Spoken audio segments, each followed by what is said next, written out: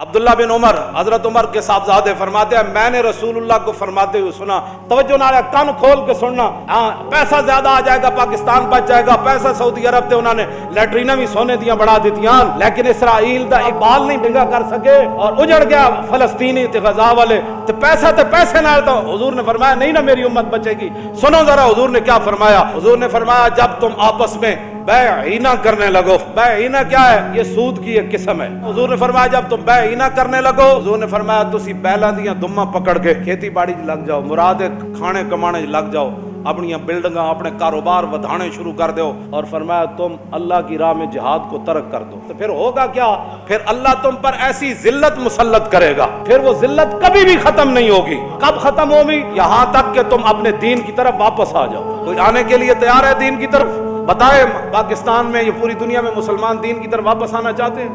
नहीं आना चाहते।